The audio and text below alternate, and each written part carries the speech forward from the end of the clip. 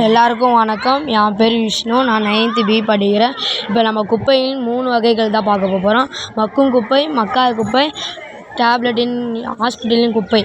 இப்போ நம்ம மக்கும் குப்பைகள்லேருந்து நான் பாதி இது சொல்கிறேன். மக்கும் குப்பை சாப்பாடு வேஸ்ட்டு எதுனா போடலாம். மக்காத குப்பை பிளாஸ்டிக் பொருட்கள், பிளாஸ்டிக் கவர் இதெல்லாம் எதாலுமே போடலாம்.